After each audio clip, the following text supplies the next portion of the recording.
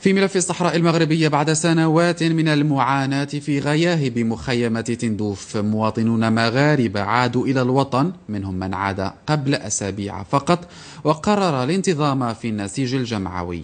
الغاية واحدة: التعريف بمقترح الحكم الذاتي وتشجيع باقي المغرر بهم على صلة الرحم مع وطنهم الأم. زكريا عبد المجيد، يونس حبشاوي.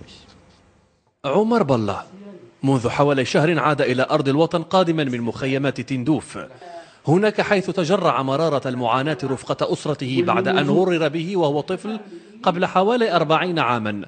أما هذه السيدة فتروي معاناة أخرى للنساء هناك.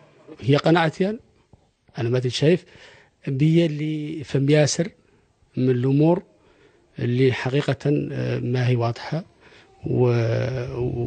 ونعانوا منها، كيف تهميش هاي المسيرة الاقتصادية اللي المملكة المغربية وجلالة محمد السادس اللي يفتح هذا الحكم الذاتي الموسع. احنا باقي وندخلوه بإيجابي. شنو ياسم المعاناة؟ تجمع مسكينة لهم تعدي البريك، لهم مسكينة هي اللي تجيب الماء على ظهرها، لهم هي اللي تجيب المواد الغذائية على ظهرها. المساعدات مثلا اللي كانوا كيوصلوا فعلا كانوا كيوصلوا اللي كيستحقوها، ولا يعني ربما كانت هناك كلام انه كيتمشيوا وكيتباعوا؟ يقولوا يمشوا وينباعوا برا.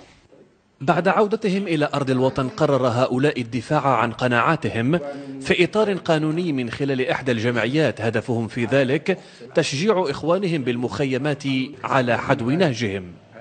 مقبلين لجهوية موسعة باش يعودوا مشاركين في تنمية هذه الإقليم، ويعودوا عندنا تنمية محلية يعودوا مشاركين فيها، وباش هم اللي نعتوا للإخوة اللي بغاو لها عنهم خاصهم يلتحقوا بالأرض الوطن.